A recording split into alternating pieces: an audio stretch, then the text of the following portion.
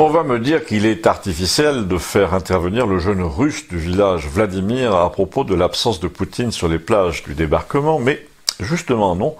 Il se trouve que notre jeune Vladimir, qui a une conscience véritablement continentale européenne, a trouvé que le président français se foutait du monde, au sens propre, c'est-à-dire, en l'occurrence, d'une moitié du monde, la sienne. Car quand le président de la France s'exprime publiquement sur la libération de notre pays après la guerre, il dit carrément que les Alliés, dont la Russie faisait partie, je vous le rappelle, mais lui il a l'air de l'avoir oublié, les Alliés étaient là pour paver, a-t-il dit pendant son discours, la voie de la mondialisation. Mais en vérité, c'est un mensonge, ils n'étaient pas là pour ça, ils étaient là pour essayer de vaincre un régime qui considérait l'homme comme de la chair à canon économique notamment, et qui supprimait les bouches inutiles.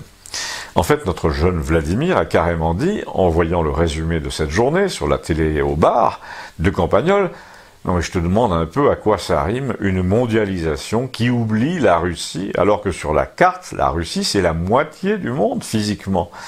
Et Gustave qui était là lui a répondu, je sais avec quoi ça rime avec autant, tout ce que tu vois là, toutes ces simagrées, l'autre couillon qui lit la moitié d'une lettre de lycéen, la reine, les présidents, tout ça, c'est le club des gens bien, des gens qui savent, des gens qui veulent qu'on sache, non pas ce qui s'est passé, mais qu'on sache ce qu'il faut savoir, ce qu'il faut retenir de l'histoire, la leçon du débarquement.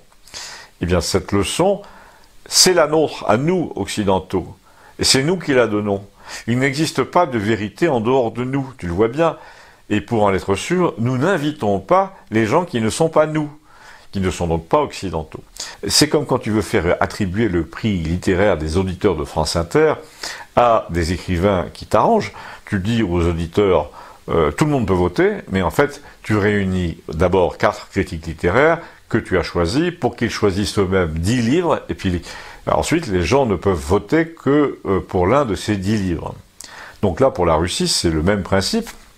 Au terme d'un processus entièrement démocratique, la Russie n'a pas été sélectionnée. Du coup, elle ne montera pas sur le podium, elle n'est pas montée sur le podium, elle n'a pas de message à délivrer, elle ne représente personne sous les caméras, elle fait partie de la moitié du monde développé que les gens de France Inter, que les Macroniens, les Clintoniens, les journaux subventionnés par le pouvoir, n'ont pas sélectionné pour être sur la photo de famille des Alliés.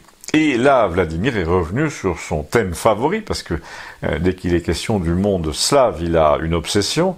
Tu vas voir que l'Europe, un jour, nous suppliera de la défendre, car les Américains n'ont aucune envie de le faire, et surtout aucun intérêt à le faire.